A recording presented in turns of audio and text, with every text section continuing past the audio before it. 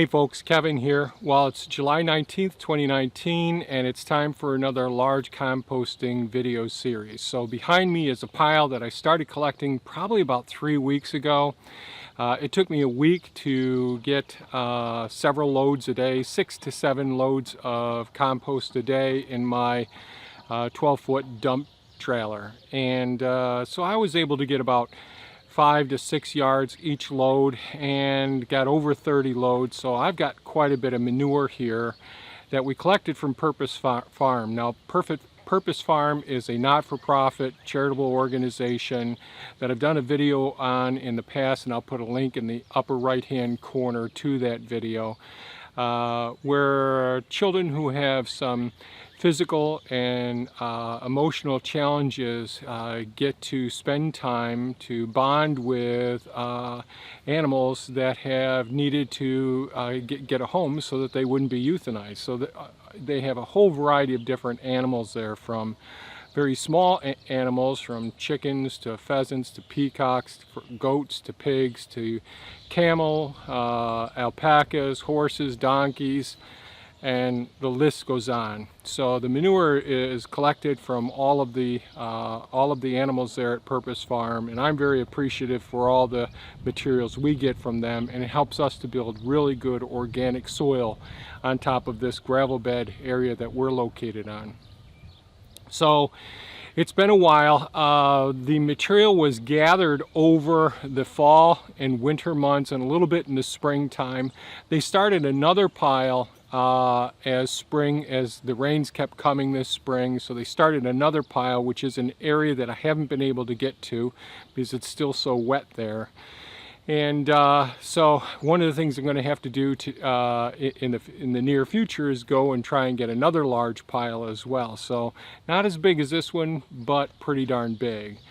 Now this pile, since it was collected over the fall, over the winter, sat there stagnant, wasn't turned at all, I'm certain that some of it went anaerobic during those periods, so it doesn't have the microbial communities that I want. So my job now is to take the nutrients, the prebiotics that are in there, and try and optimize the microbial communities by running through another composting series with it, so that we can get the appropriate aerobic organisms in it as well. So our temperatures over the last couple of weeks haven't gone above 145.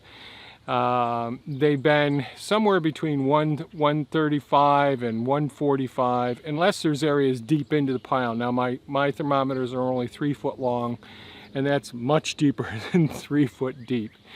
So we'll see just how warm it is on the inside. It's a challenge when you're doing such big piles and you've got other projects going on, so it's kind of tough to keep accurate readings of what the temperatures actually are.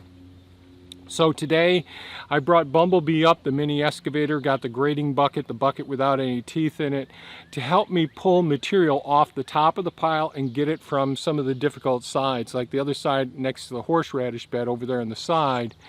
That doesn't offer me room to direct the front end loader on Optimus Prime, my tractor, to get in there very easily. But using Bumblebee to help me peel off the top and all of the sides around the outside, that way I can put that into the base of the new pile and then move that into the area. This is one of the largest piles I've done. It's challenging because I really don't have the acreage that I'd like to have for using the equipment that I'm using to turn the piles, because I need some space to do that. But we'll do our best here. So it's going to be a challenging video series. I'm not sure how frequent these will come. It'll be dependent on how well the material is breaking down and how busy I'm getting with the greenhouse construction and weeding and all the other projects around here.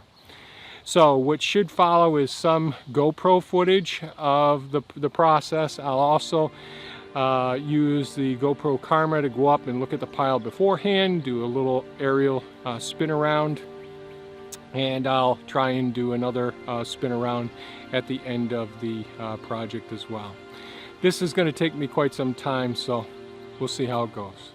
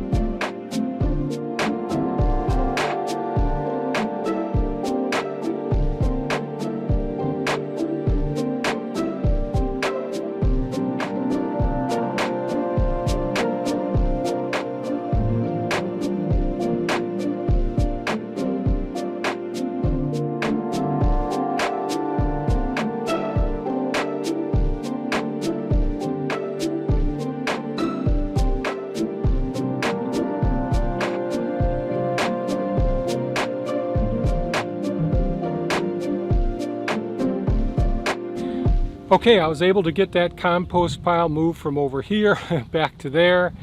It went without any significant events. It went as well as I could have hoped for. The pile is completely saturated, just too much water in it. That's probably one of the main reasons why the system didn't get up to 150, 155, 160 degrees.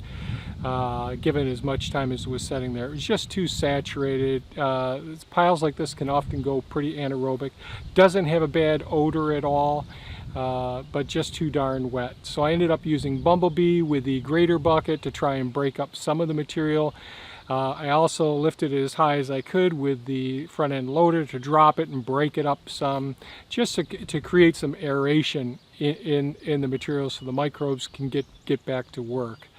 So this is going to be a challenge of a pile, just like other piles I've had in the past that I've talked about when they're soaking wet or when they're loaded with rocks, those sorts of things. There's still quite a few rocks in it. I didn't get off the tractor as frequently as I usually do because it's just so darn hot and humid today. It's just a bit too much, so I decided not to do that. But the pile got turned, it got moved, and we'll see how things work. I did fly the drone around before turning the pile. That probably turned out okay. Flying the drone after turning the pile, well, it's pretty windy right now. As the heat is increased, the winds have increased out of the west, so it's very hard for me to control the drone.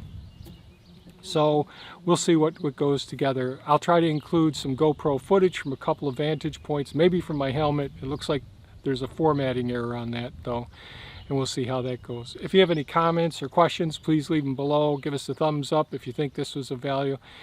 And certainly folks, stay cool and have a great weekend. Bye-bye now.